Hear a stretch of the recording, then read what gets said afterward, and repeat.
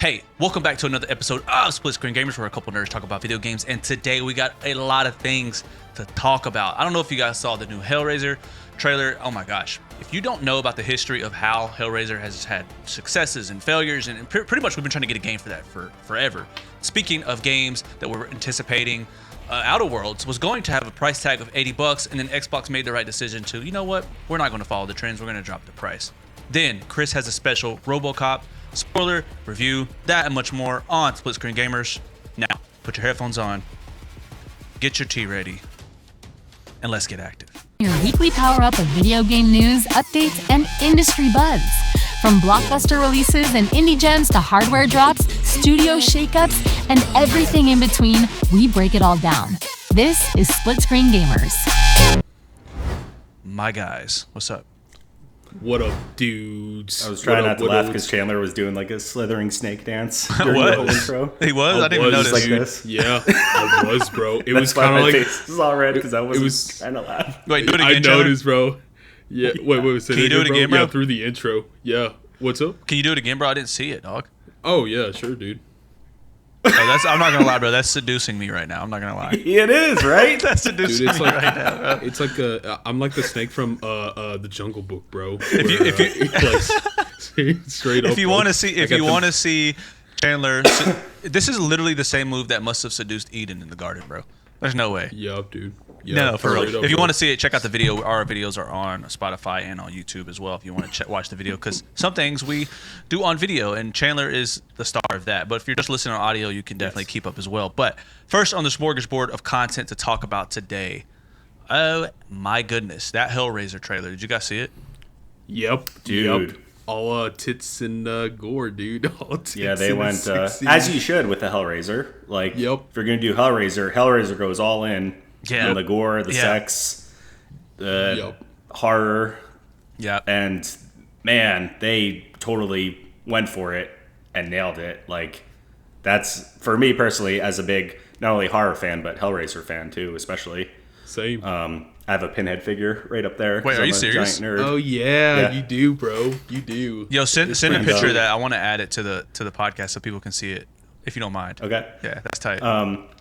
And yeah, and I was especially like, whoa. Like, first of all, is Pinhead going to be in it? Because, you know, the Hellraiser sequels are notorious for, you know, kind of flip-flopping around. And then Doug Bradley's not playing Pinhead, even though he did for 8 movies, I think, 7 movies. Yep. But not only did they bring back Pinhead, they brought back like all the OG Cenobites from like Hellraiser 1 and 2. And Doug Bradley is voicing Pinhead in it also.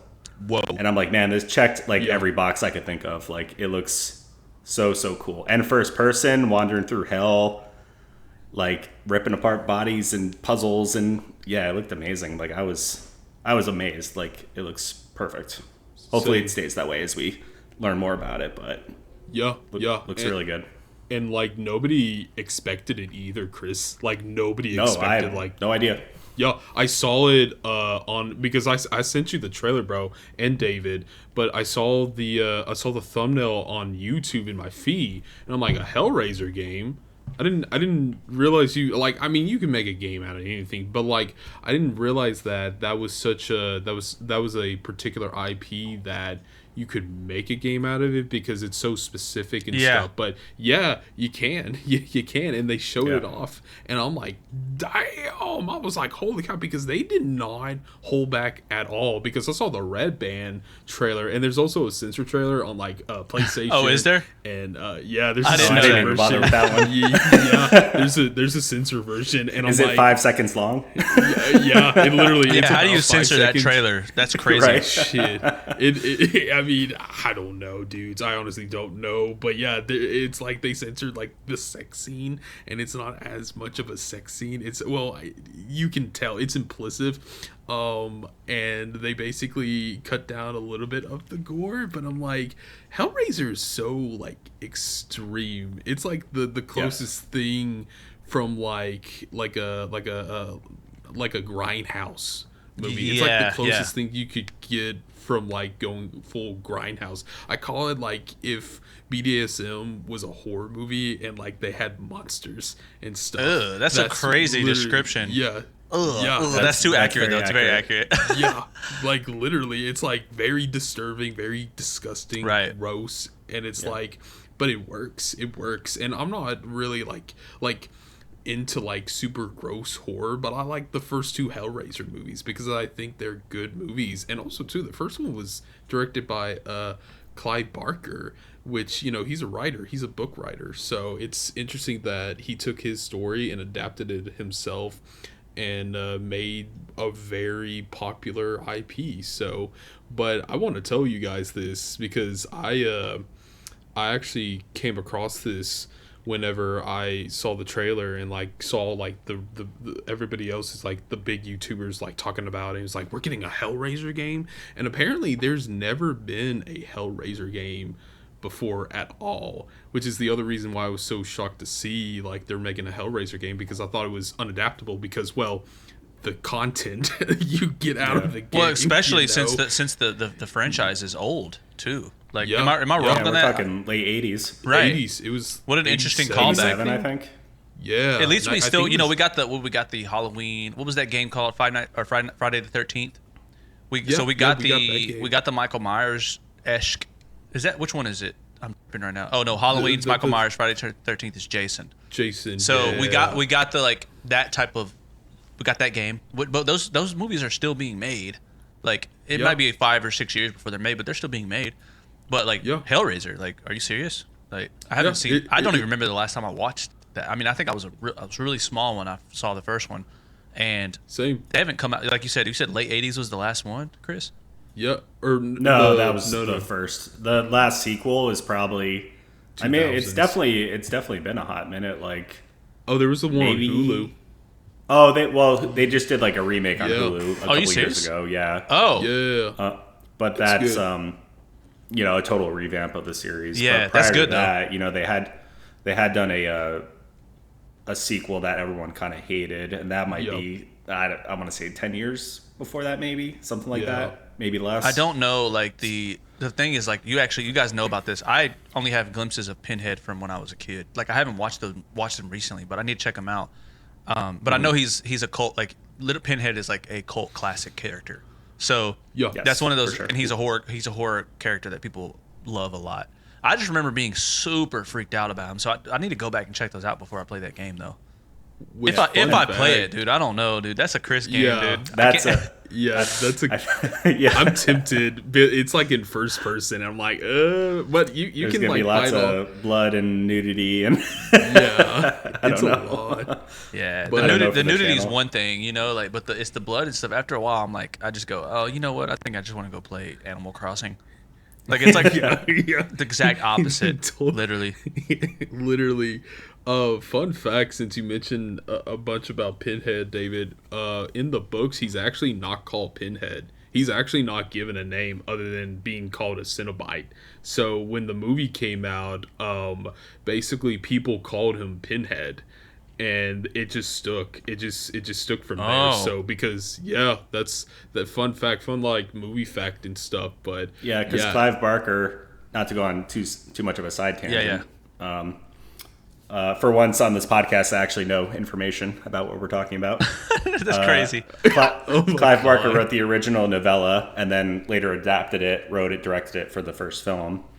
And in the novella, I want to say even in the first film, like, he's never referred to as Pinhead. Yeah. Like, he's just Zero. called like lead Cenobite, something like that. Yeah. And into the sequel, like, that's where his character developed more, and Pinhead became like, you know, like a Freddy Krueger, Michael Myers, Jason kind of like level villain. Yeah, and then Doug Bradley continued to play him throughout the rest of most of the series.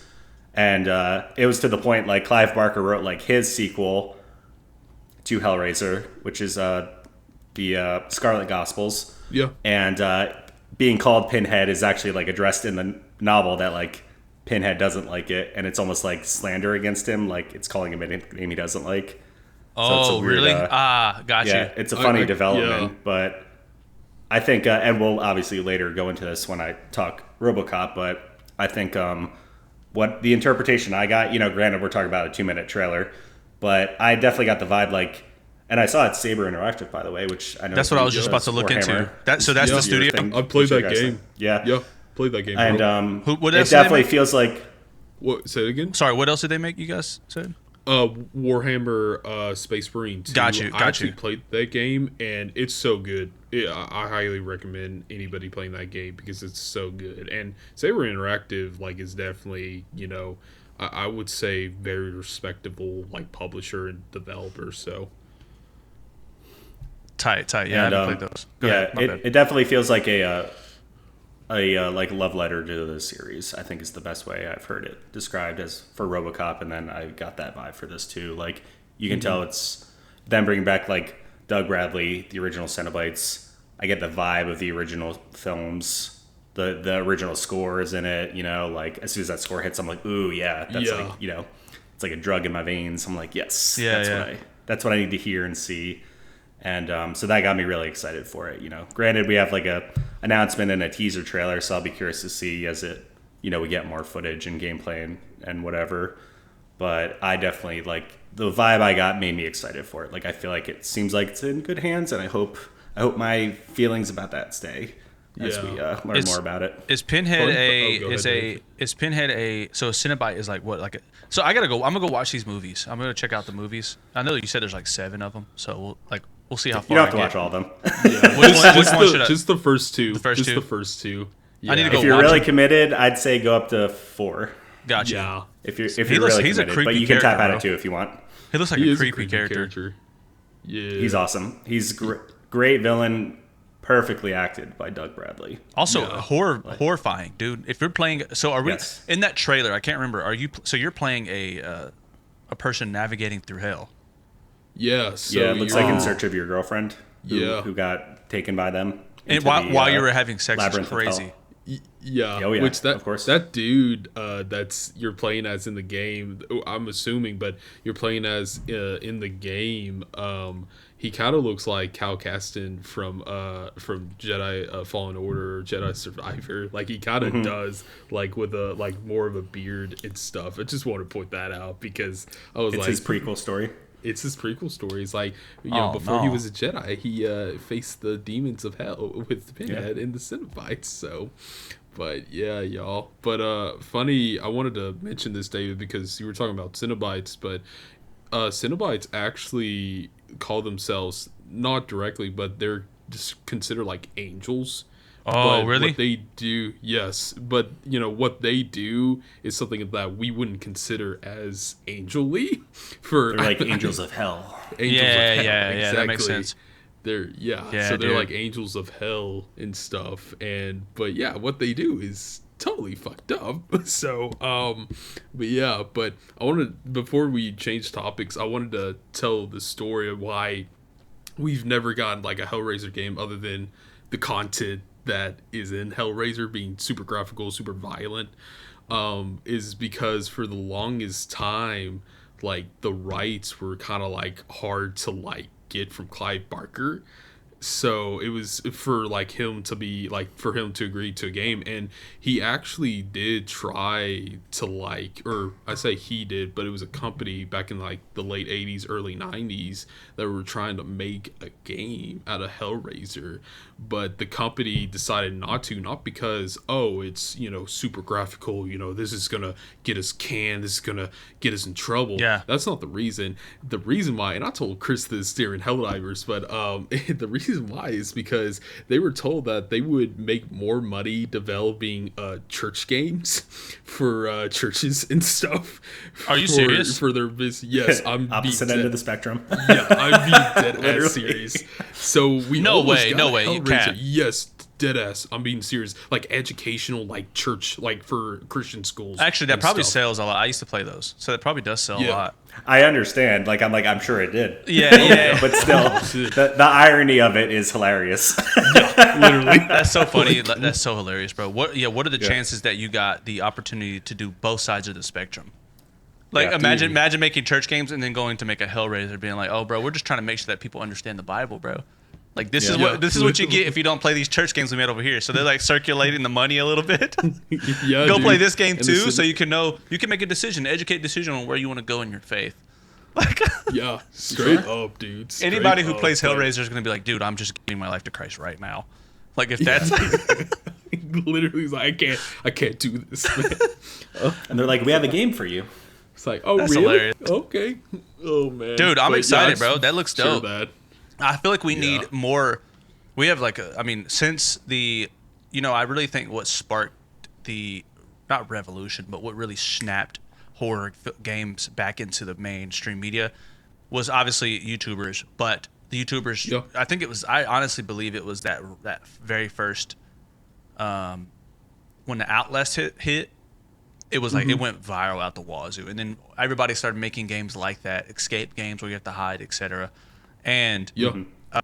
With the then you had- stalker then- mechanic, too. exactly. Then you had like PT, and you had like but I love that they're kind of getting back to I feel like we used to get games based off movies more often back in like the early 2000s that were a lot of them were really bad, Yeah. especially if you're considering like the Disney and Pixar / IP games. Like those are they're fun, they're really fun, but if you look back at them, they're really bad. But now it's Yeah. like we have the skill set and we have the know-how to make something like a Pinhead game. So now I'm like, do we get a Freddy Krueger game soon? Like a real dedicated Freddy Krueger game? Do we get That'd be sick. imagine like what's another horror IP that deserves like a real game? Like because the games are so good. Like imagine like a I mean look, Alien too. Yeah, Alien. Dude, there's so many Dude, Alien another games, one, bro. Yeah, another like one. Isolation. They Isolation did it is recently masterful. with Texas Chainsaw Massacre, the same guys who did Friday the 13th. They didn't Yeah. they? I want to say their name's Yeah. Gunn. I could be Yeah. wrong. I'm sorry if I am. There's also same the, concept. Players hiding yeah. from three stalkers online. Loved it. Yeah. I played a ton Fire of it. concept. Like, Fire concept. They I'm trying to also think. What are we missing? They, Oh, go ahead. Evil Dead. They made Evil Dead. You're right, yeah, bro. they They did have been Evil Dead doing too. this. Yeah, You're so right. Yeah, Evil Dead. I mean, it was a good game, but I actually talked to this with my buddy Jakey, which I'm really wanting to like bring him to like be a guest like person for the podcast sometime. Oh, I love because that, yeah. he's so knowledgeable about games. I'll tell you what. But we were actually talking about that game recently, and he basically said, and I agree with him. It was like when you get into it for a while, you realize how unbalanced it was, and they never really fixed it. And it kind of became to the point where it was almost preferred to play like a demon instead of like, Ash or any of the other characters from that franchise and stuff. Yeah. Which I agree, because it just wasn't fun anymore. It was so hard too. Was But, it difficult? Is that difficult?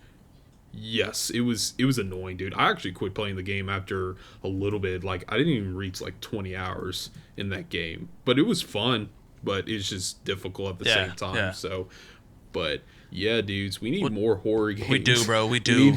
We need more horror games, and we need more IP. And like, I think now that you're saying that, I don't even want to say that. I think we're getting enough, but like, I can't wait to see what people are doing with like Hellraiser is one of those where it's like, no one thought about it, but it's great. So there's more IPs like that. That would be awesome. But look, we can't wait for that. We'll keep you guys updated as more details about Hellraiser come out. But what's crazy right now is all the mist of what's going on with Microsoft and Xbox and their new portable console.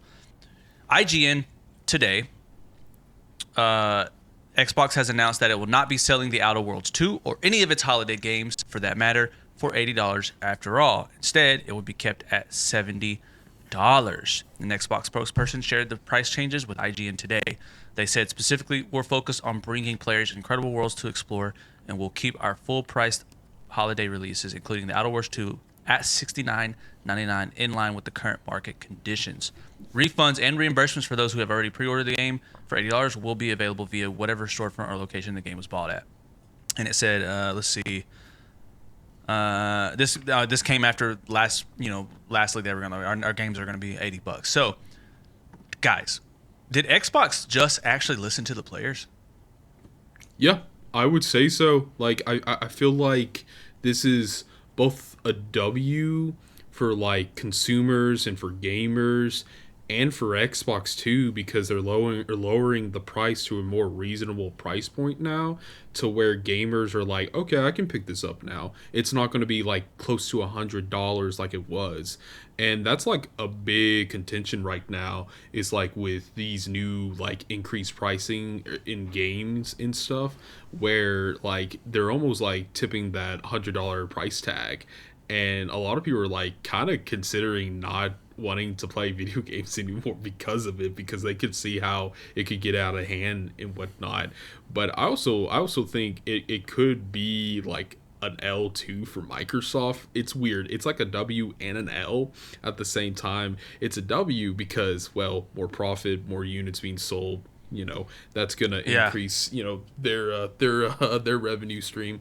But at the same time, it's also kind of an L because I think they realized that they fucked up with making like all these charging all these games like $80 for the holiday season, and they realized that Xbox isn't really, like, their consoles aren't really selling well.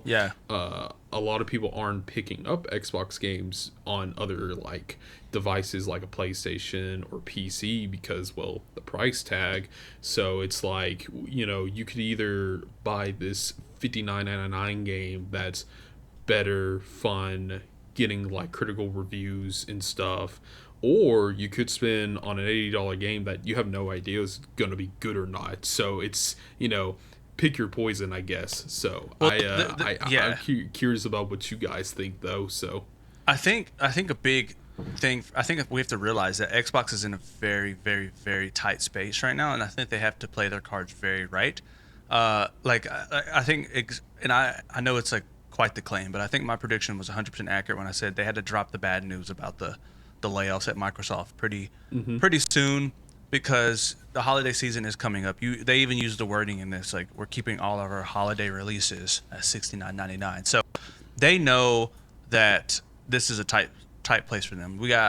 They just announced bad news, and then they want to follow up with good news, but we're also maybe potentially getting a divided sense of price on the Xbox Portable that's coming out, the ROG Ally.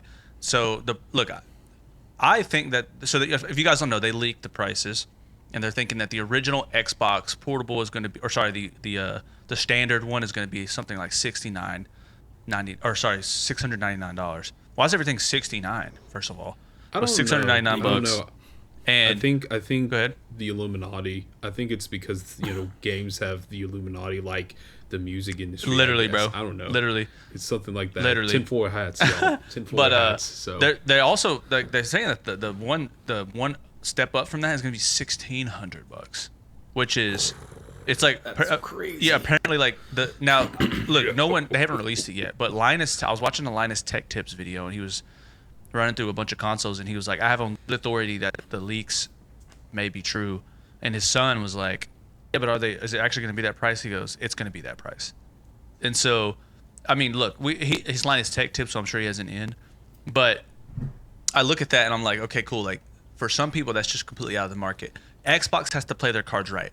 If they want to sell this console, they're going to have to make moves that are incentivizing people to get in the Xbox ecosystem. Game Pass, standardized pricing, and then if people, like, for me personally, I will get the console. I'll probably end up getting the portable console, pending the reviews. It's probably gonna be a day one buy for me because of this podcast. Like, we're gonna be doing reviews. I want to play Outer Worlds 2. I want to do that stuff, but I don't want to be at home. I'm on the road all the time, so I need to go and play these games. But, like, that's something I'm gonna get. I wouldn't get it if Xbox Game Pass wasn't on it, because Xbox Game Pass, they also are saying, you have to realize, they're also saying that you're getting day one releases on Xbox Game Pass, and that costs $20 something a month. So for me, it's like Xbox is like, hey, we got the Xbox Game Pass. If you don't have Xbox Game Pass, you can buy the game here, just own it straight out, right? And then they're going to try to sell this console. So I think that they're playing their cards very safe. And then it looks good too. When in the midst of Nintendo, there's rumors that Rockstar's going to do it. Who knows what PlayStation is going to do? I think Ghost of Yotei is going to be $70, or sorry, like $80 or something. Like, but in the midst of all that, Xbox is like, let's be the nice guys. They're playing their cards very smart. especially when, well, like you said, David, especially when they got rid of 9,000 plus people, and the internet and everybody in the industry were just like, Xbox or Xbox/Microsoft was like, what are you guys doing? Like, this is insane. And especially with like, and we've talked about this a lot, especially with like the absolute like killer of like a presentation that they had during the Summer Games Fest, and then a month later they're like, well, looks like we're gonna be firing 9,000 people, sorry y'all. And so it's like, it's almost like a PR stunt too. It's almost like a PR stuff where they're trying to make good graces out of like their consumers, and trying to get their money. So that's where I come from. But yeah, dudes, that's where it's like the Chris Traeger, Ben Wyatt effect. Like, you're all great, you're all fired. Yeah, And I'm like, you can drop the price of your game when you fire a ton of people. Facts.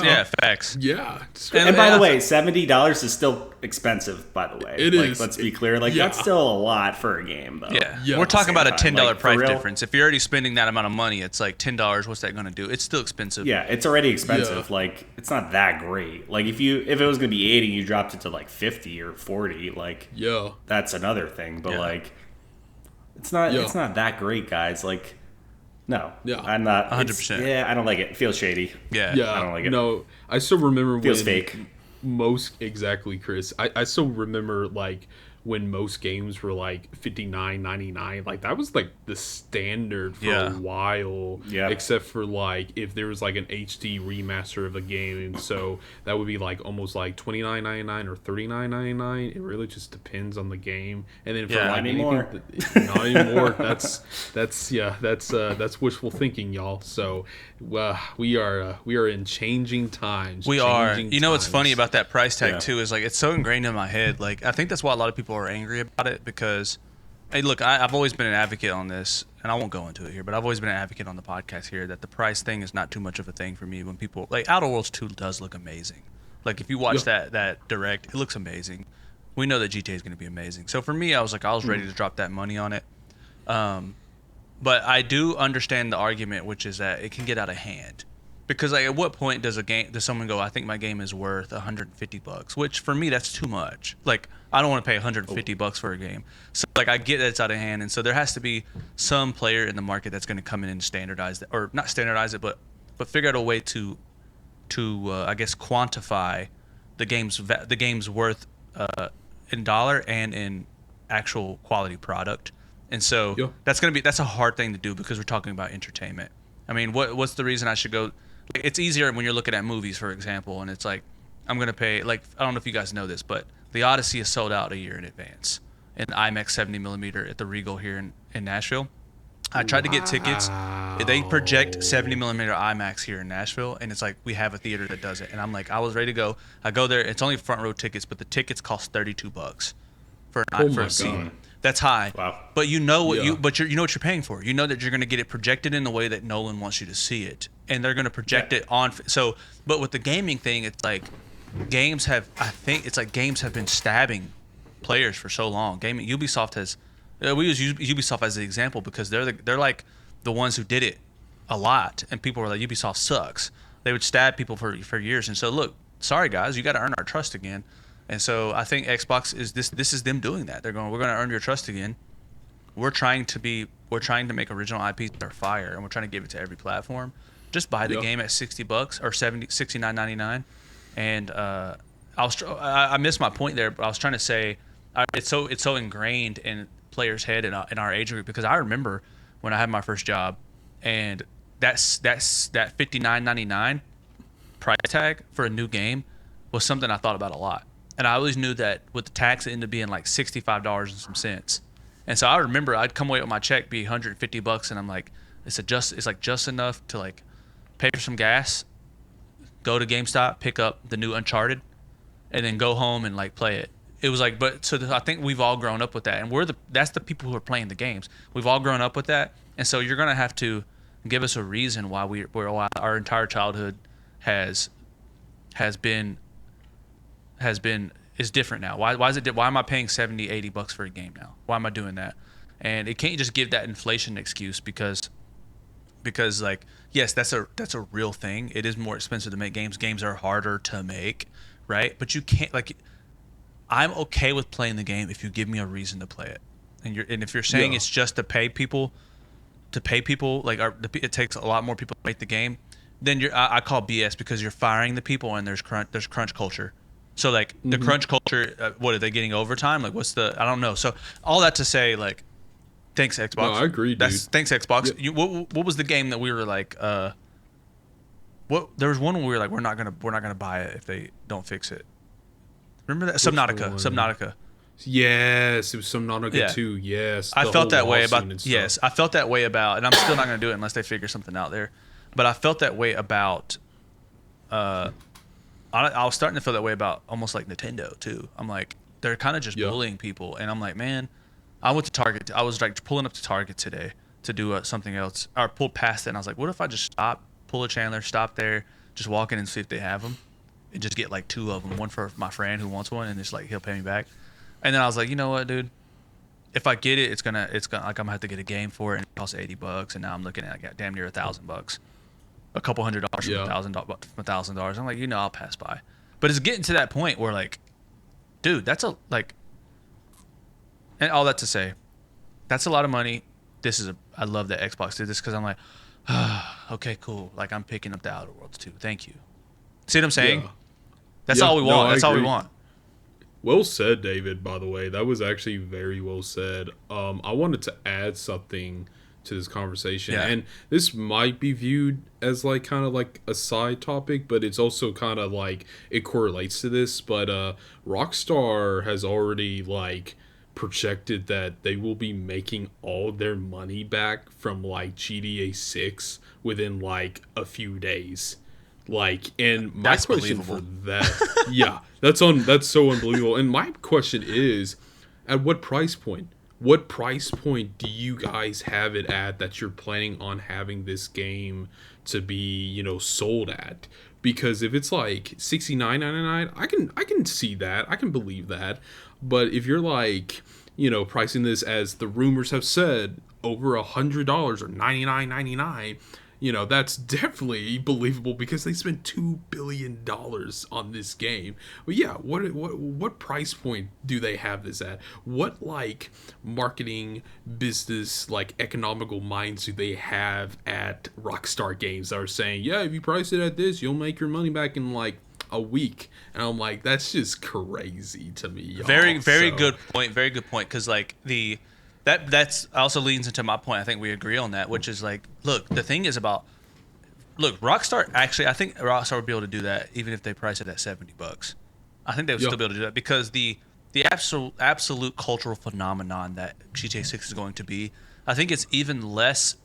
It's even more incredible than we can anticipate. Actually, I think we're going to be when that game drops. I don't know what's going to happen. I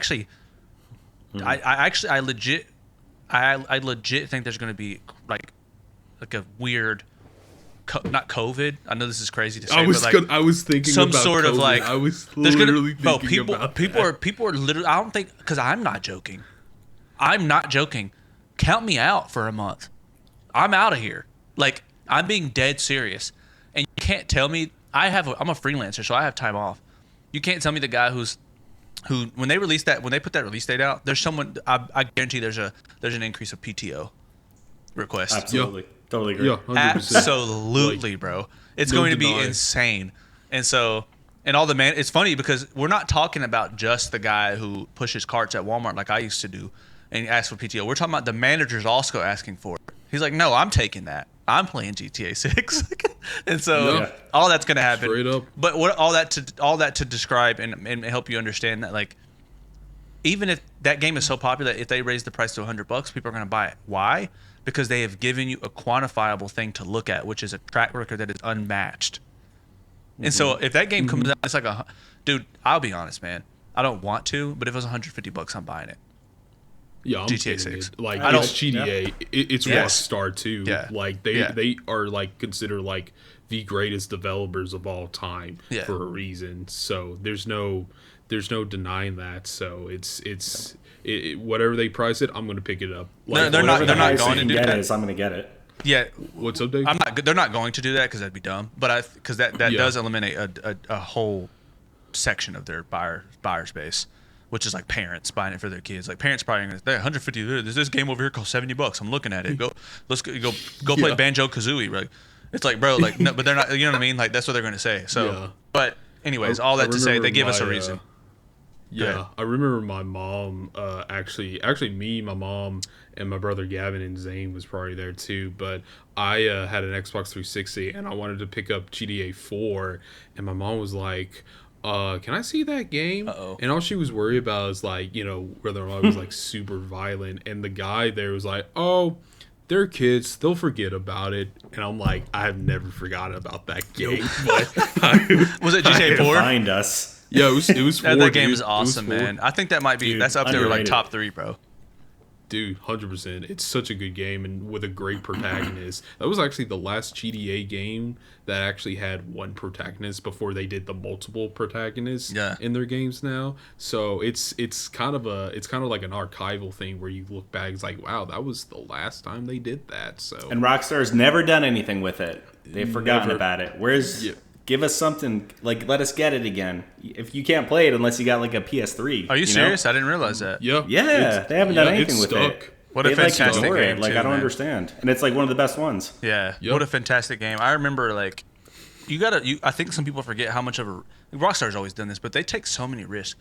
GTA 4 was a risky game, bro. They were like, Yes. they like, all these games were out, and they're like, we're going to make a dark, GTA 6 is supposed to be satire America, and they still do it, but we're going to make a dark New York foreigner game. Comes into there, and then we're going to give it like crazy ragdoll physics whenever you crash. They didn't even do that in GTA 5. So it's like they did just insane things in that game, bro. That game was awesome, bro. And the music was cool. It is.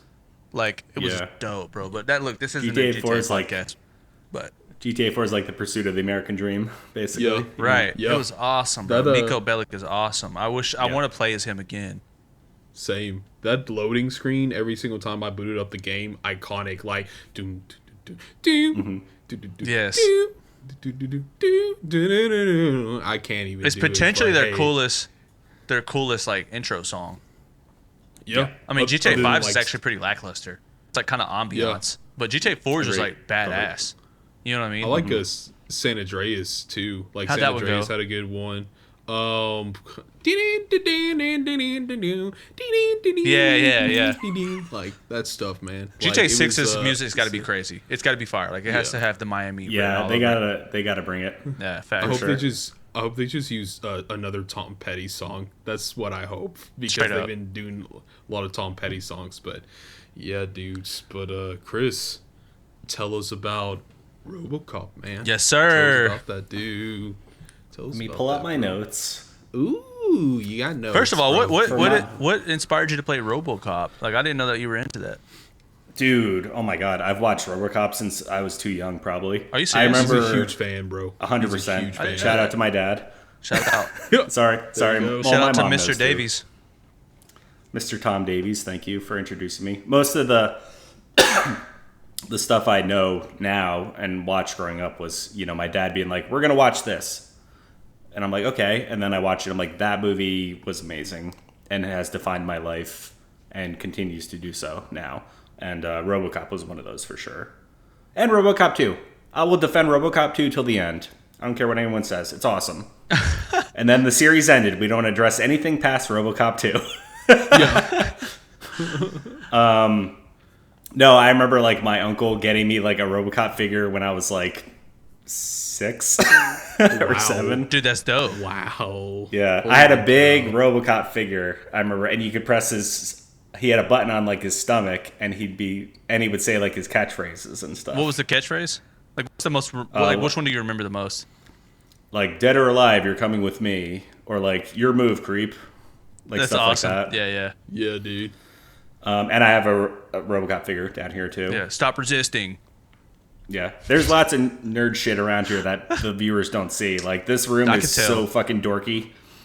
It looks like a 12-year-old. It looks cozy, lives in bro. here. The House of Frankenstein poster in the back, bro. It looks cozy. Is there a Thank bed in you. there? Or is that an office?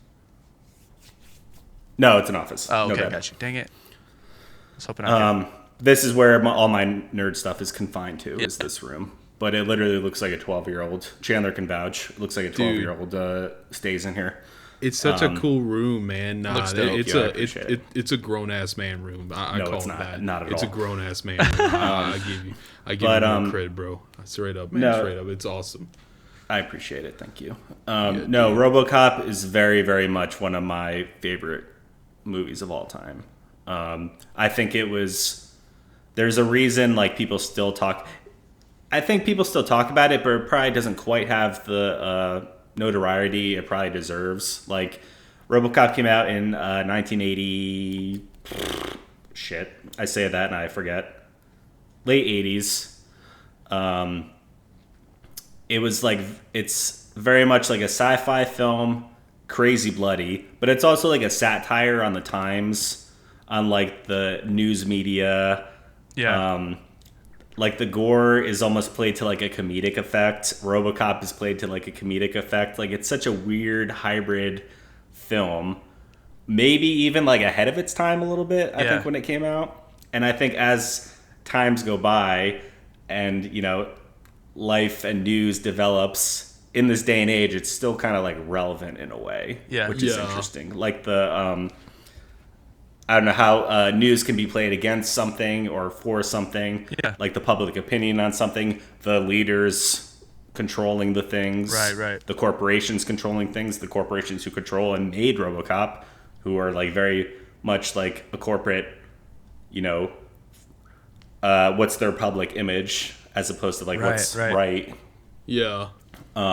So all that to say, I could do a whole hour just talking RoboCop, but like I said about the Hellraiser trailer, Teon released Robocop Rogue City 2 years ago in 2023. So in my research on this, I didn't know this. Teon had like a bad start because they did Rambo, the video game. Oh, and I did not know. Ooh, and I did not know about Rambo, but I looked up. I looked up stuff about it. Shout out to G-Man Lives, especially. I love his channel. He's hilarious, and I watched him talk about Rambo. And people really hated it because the graphics were really lackluster. It looked really cheap, kind of like boring. It looked like, you know, when it came out, it looked like it was like a gen behind the actual system it was on. It was PS4, but it looked like a PS3 game. You know what I mean? So, you know, started them off bad. They came back with Terminator Resistance, which I have not played, but since doing RoboCop, I'm very interested. I'm also a huge Terminator fan, so I would like to revisit that. But Terminator kind of got them a bit more recognition. Probably like a little, it was fun, but maybe like didn't quite get them up on the level it should have. But you can see a lot of the elements they used for RoboCop in Terminator. First-person shooter, different scenarios you can pick, very much the same way each level's based. Open world, kind of open world section. You can explore, do side missions. Yeah. I feel like they took what worked in Terminator, and then they developed that in 2023 into RoboCop Rogue City. Rogue City plays very much as a sequel to RoboCop 2, takes place before RoboCop 3. We like to forget RoboCop 3 exists, but it does. PG-13. PG-13 for a reason. Yep. RoboCop Rogue City was very well received. It plays a lot. It's first-person shooter. For me, when I played it, it feels a lot like an old arcade game.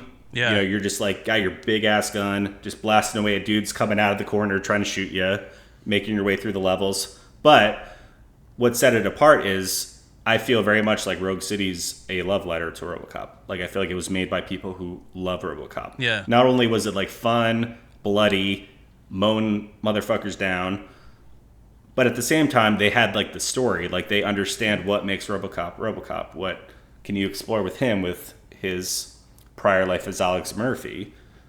How do you develop that into a game, which is a first-person shooter, but also add like this like depth and heart to it, making you like reflect when you're like going through levels and you're seeing flashbacks to like his wife and son and dealing with like these things where it's like starting to affect him, and you know, a woman's held hostage, but he's seeing these flashbacks and seeing her as his wife, and it's like this really personal, conflicting, internal thing, and it's like, wow, there's like a lot of depth and like understanding to like what made RoboCop what it was when it came out. Because he's like, it's kind of like a big lug, goofy robot story, but at the same time, like it's about him and him as a character, and what makes him RoboCop is like his heart and his persona and like who Alex Murphy was before he died and became RoboCop. Right. Yeah. And they really captured that. It was so good. Man, I sound like such a fucking nerd talking about this.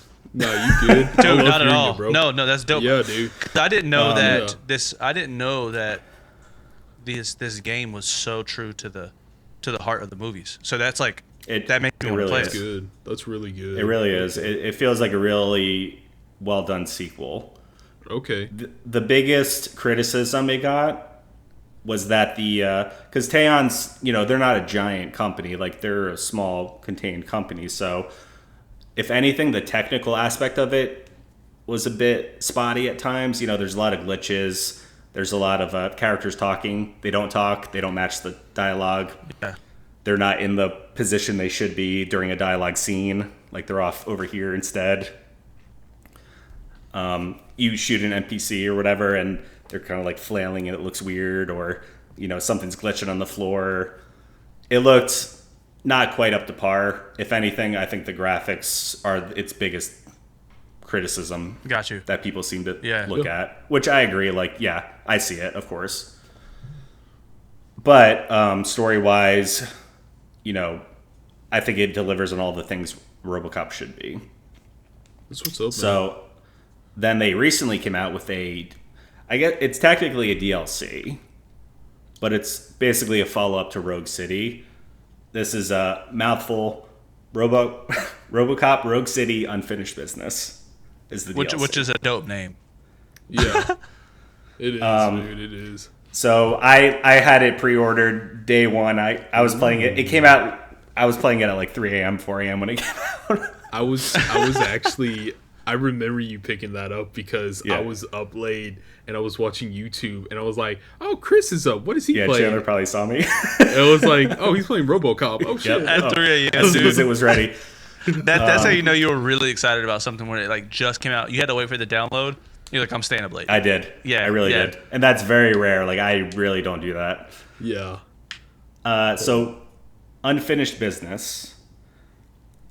It's pretty much a standalone story. It doesn't really follow Rogue City. I wouldn't say like you can play it and not play Rogue City. Like you should absolutely play Rogue City, of course, because that'll just give you not only if you're a RoboCop fan, but it's just a great first-person shooter. If you like blood and a great story, like it's just awesome. It's so good. Fire. But Unfinished Business doesn't really follow the story. It's kind of its own thing, which I don't mind. Yeah, it's fine.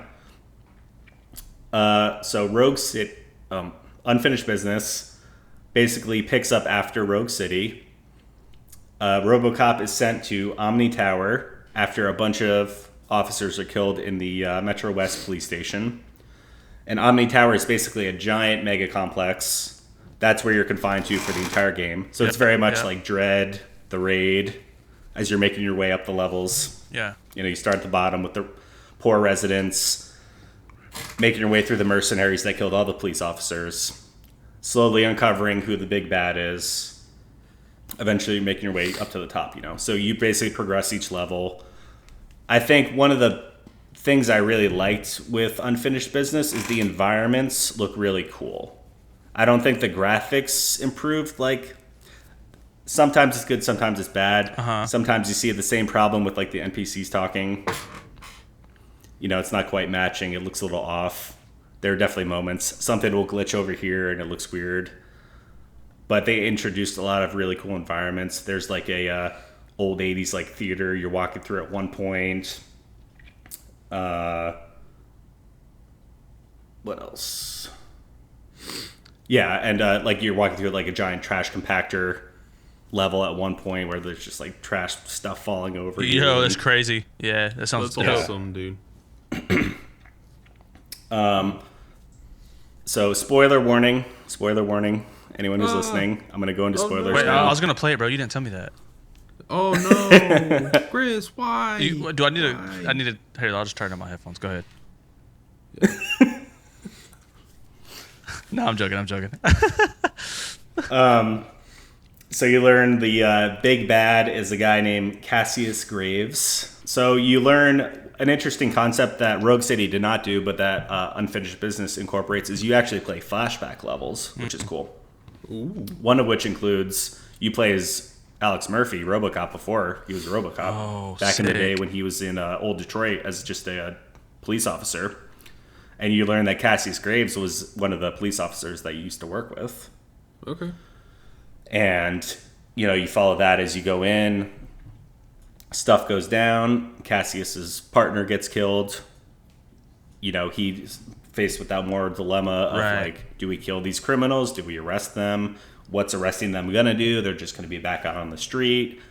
They're egging him on, poking at him, being like, yeah, we're going to come for you. And then he kills one. Yeah.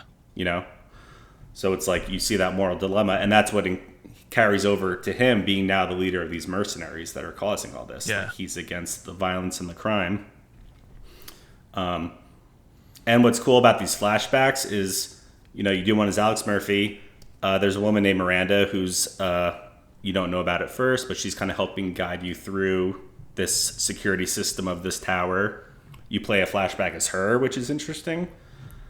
Literally being chased by gang members running through an alley, you feel so vulnerable, and you have no weapons. Right. Oh, this makes me tense. What is this? And you learn why she does what she does. She got involved with the mercenaries, but they kind of played her up with a lie, and then she's seeing what the real intention is. So she's now turned and helping Robocop.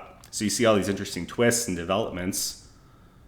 And also care because you played as these characters. Yeah. And you also know it's like the Orson Welles, there's a bomb under the table that's going to explode.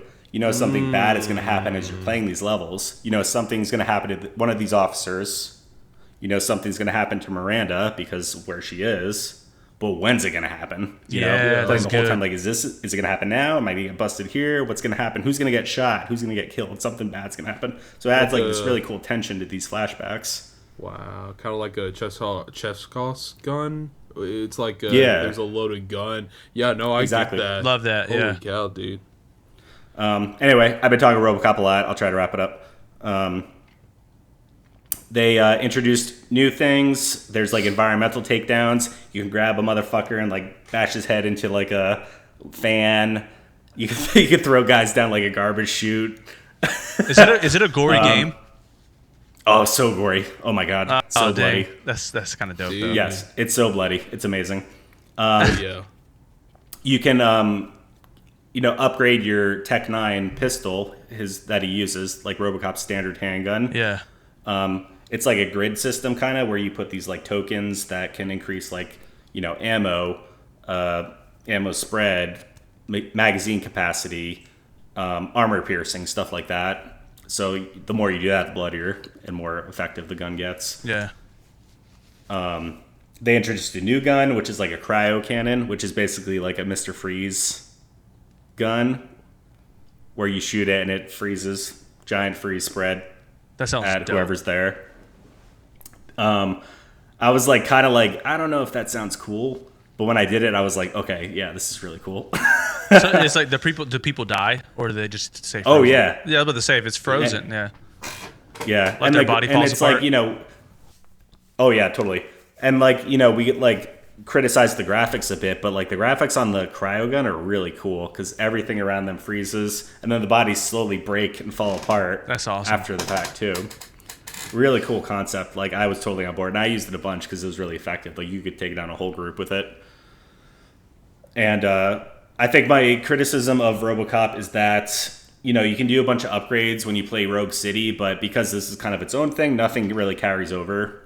You could still have there's certain abilities you learn in Rogue City that you have going into this one. Yeah. But any upgrade you've done to your armor, your gun, any skills, you start at basically the bottom again. Yeah. But also at the same time, I understand, they don't want you just plowing through the first level. You gotta kind of upgrade and earn. So I was all right, I kind of get it. Feels like what I did in Rogue City was kind of pointless, though.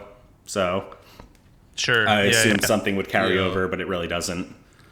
But, you know, it's a small nitpick. It's not that hard to get back up there as you play. Yeah, to sum it up, graphics can be a little spotty, but nothing that really takes away from the game. I think the story is really good, still there. I feel like they still cared about the story. It takes a little long to get there. Totally. I feel like I probably played about like 9 hours or so total length for this. Oh, so you wow. get a lot in it. Story, once it kind of gets there, I was definitely more invested the more I did with it. It does kind of like end abruptly, and then you're just back to the menu. And to my knowledge, there's no new game plus or anything either. So it's just kind of like you're done, and then you're back at the menu. That's a wrap. Yeah. Yeah. And it was like, okay, you're done. Get back. Yeah. But if to any first shooter, arcade game fans, sci-fi fans, especially Robocop fans, I can't recommend Rogue City. And if you like Rogue City, Unfinished Business enough. If you didn't like Rogue City, you're not going to like Unfinished Business. If you did like Rogue City, you'll like Unfinished Business. I liked them. It was exactly what I expected. I hope to see more from them, or that they develop new IPs too. Like I feel like there's so many out there you can explore, and especially from like those '80s. Like give us more like bloody '80s games. You know? That would be dope. That's a Dude, great that would review, be- dude. I love because I dude. don't know anything about this game, and I only watched like a review from years ago when it came out, and this is it's cool to hear from an actual RoboCop fan. This just doubles down on the idea that I think you should play Cyberpunk though, because what you're describing to me is you like Terminator, you like RoboCop, and then V is also a Blade Runner, heart-based character, and Blade Runner. Imagine do we have any Blade Runner games? No, we don't have a single Blade Runner game. That's wow. I've never. I was about to thought say about Chandler. that. Do we? No, we don't. We actually don't have any Blade Runner games. There's never been like an F or two. Dude, could you imagine though? I would buy that be day one. sick. Same. Holy cow! Oh my god. That'd be dope. dude. I'm not gonna lie, that'd be dope. But yeah, dude. I know we were supposed to have a third segment, but we're kind of going over here. I think Chandler, your Mac concept, we got to pick up on a different day because it's something I feel like we want to give it its due time. But guys, that was a good episode, man. We have a lot going on, and we're about to enter the holiday season like now. Next month, like we're gonna have episodes before then, but next month we're getting into the new Mafia game, which I think all three of us can do our first triple review together because I think it's all three a day one for us, especially at the price tag of $40. Like definitely. Oh yeah. So it's gonna be super cool. There's gonna be a lot of stuff coming up. So guys, thank y'all for watching. Look. Chandler just got a new car, and we all got car pay. I got a new car last October. We all got car payments and stuff we got to pay for. So like, subscribe, like this video, share it with your grandma's sister, and let's keep doing it, bro. That's another episode of Split Screen Gamers. I love you guys. I love you too, bros. Love you too. Love talking video games with y'all. Y'all the dopest, bro. All right, until next time. Bye.